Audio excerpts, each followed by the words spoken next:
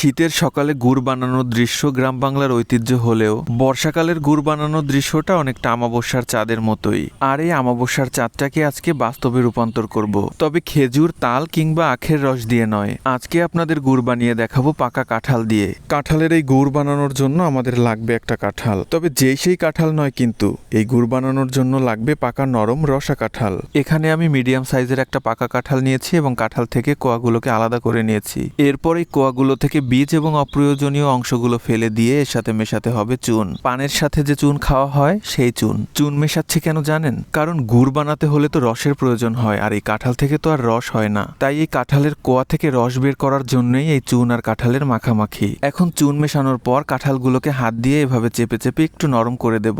এরপর 1 ঘন্টা ঢেকে রাখলেই কাঁঠালের কোয়া থেকে আপনা আপনি রস বেরিয়ে আসবে। এই যে দেখেন চুনের কেরামতি, চুন দেওয়ার জন্য কাঁঠালের কোয়া থেকে কতটা রস বেরিয়েছে। এখন এই কোয়াগুলো থেকে কাঁঠালের রস আলাদা করে নিতে হবে। এজন্য আমি একটা নেট নিয়েছি। আপনারা চাইলে নেটের পরিবর্তে সুতি কাপড়ও ব্যবহার করতে পারেন। এখন এই নেটের মধ্যে অল্প অল্প চুন মাখানো কাঁঠাল নিয়ে এভাবে হাত দিয়ে চেপে চেপে রসগুলোকে বের করে নেব।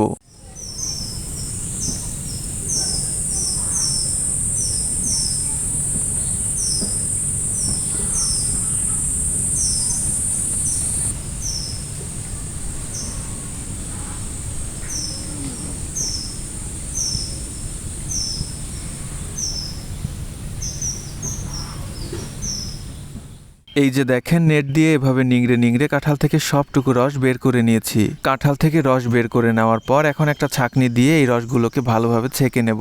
এই কাঁঠাল থেকে রস কিন্তু এভাবেই বের করে নিতে হবে। এটা কিন্তু কোনোভাবেই ব্লেন্ড করা যাবে না, কারণ এই কাঁঠালের রসের মধ্যে যদি কাঁঠালের কোনো অংশ থেকে যায় তাহলে পরবর্তীতে এটা জাল করার সময় পুড়ে তিতা হয়ে যাবে। এখন এই কাঁঠালের রস থেকে গুড় বানানোর পালা। এজন্য সবটুকু কাঁঠালের রস একটা কড়াইতে ঢেলে দিচ্ছি। এখানে মিডিয়াম সাইজের একটা কাঁঠালে আমার প্রায় 2.5 লিটারের মতো রস হয়েছে। এখন জাল করতে করতে এই রসের উপরে যত ফেনা উঠে আসবে এই ফেনাগুলোকে এভাবে উপর থেকে উঠিয়ে ফেলতে হবে। ওই যে প্রথমে কাঁঠালের সাথে চুন মিশিয়েছিলাম না, ওই চুনগুলোই মূলত ফেনার সাথে উপরে ভেসে উঠছে।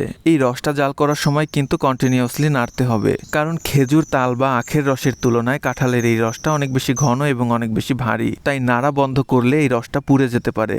জাল করতে করতে এই রসের মধ্যে থেকে সবটুকু চুন কিন্তু ফেনা হয়ে উপরে ভেসে উঠবে। তাই একটা ছাঁকনি দিয়ে ছেঁকে সবটুকু ফেনা উঠিয়ে ফেলতে হবে। আর এই ফেনা উঠিয়ে ফেলার কারণে এই গুড় থেকে কিন্তু চুনের কোনো গন্ধ আসবে না। এই গুড়টাকে কিন্তু হাই হিটে জাল করতে হবে এবং ট্রাই করবেন মাটির চুলায় করার, কারণ গুড় বানাতে কিন্তু অনেক বেশি সময় লাগে, আর গ্যাসের চুলায় বানাতে গেলে খাজনার চেয়ে বাজনা বেশি হয়ে যাবে। এই যে দেখেন জাল করতে করতে কাঁঠালের রসের হলুদ কালারটা কিন্তু আস্তে আস্তে চেঞ্জ হওয়া শুরু করেছে। এই রসটা জাল করার শুরু থেকে শেষ অবধি কিন্তু ফেনা উঠবে, আর যতবার ফেনা উঠবে ততবার কিন্তু ফেনাগুলোকে এভাবে উঠিয়ে ফেলতে হবে। এটা থেকে গুড় হতে এখনো কিন্তু বেশ কিছু সময় বাকি, কিন্তু তার আগেই এর মধ্যে থেকে অসম্ভব সুন্দর একটা মিষ্টি গুড়ের গন্ধ বের হচ্ছিল। এটা দেখে মনে হচ্ছে না খেজুরের গুড় জাল করা হচ্ছে? হাই হিটে প্রায় 40 মিনিটের মতো জাল করার পর আমাদের কাঁঠালের গুড় কিন্তু এই অবস্থানে এসেছে। আমাদের গুড় কিন্তু প্রায় হয়ে এসেছে, আর শেষ পর্যায়ে এসে এই গুড় কিন্তু 1 সেকেন্ডের জন্যও নাড়া বন্ধ করা যাবে না। শেষ পর্যায়ে এসে গুড় যত বেশি নাড়বেন ততটাই আপনার গুড় মসৃণ হবে এবং পুড়ে যাওয়ার সম্ভাবনা কম থাকবে।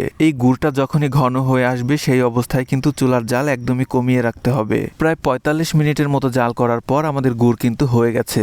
এর বেশি আর এই গুড়টাকে ঘন করতে যাবেন না, কারণ এর বেশি ঘন করলে এই গুড়টা পুড়ে তেতো হয়ে যাবে। এই গুড়টা দেখে কি বোঝার কোনো উপায় আছে এটা কাঁঠাল দিয়ে বানানো গুড়? এখন এই গুড়টাকে চুলা থেকে নামিয়ে নেব, কারণ ঠান্ডা হওয়ার পর এই গুড়টা আরো বেশি শক্ত হয়ে যাবে। চুলা থেকে নামানোর পর এই গুড়টাকে 1 মিনিটের মতো অনবরত এভাবে নাড়তে হবে। এতে করে গুড়টা অনেক বেশি স্মুথ হবে আর জমাট বেঁধে থকথকে হয়ে যাবে না। এখন এই গুড়টাকে দীর্ঘদিন সংরক্ষণের জন্য একটা কাচের বয়ামে ঢেলে নিচ্ছি। বয়ামে ঢালার পর এতটুকু গুড় অবশিষ্ট ছিল। এখানে মিডিয়াম সাইজের একটা কাঁঠালে আমার প্রায় 2.5 লিটারের মতো কাঁঠালের রস হয়েছিল, আর এই 2.5 লিটার কাঁঠালের রসে আমার প্রায় আধা কেজির মতো কাঁঠালের গুড় হয়েছে।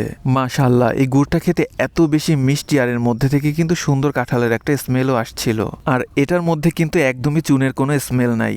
ভিডিওটা শেষ পর্যন্ত দেখার জন্য সবাইকে ধন্যবাদ। সবাই ভালো থাকবেন। আল্লাহ হাফেজ।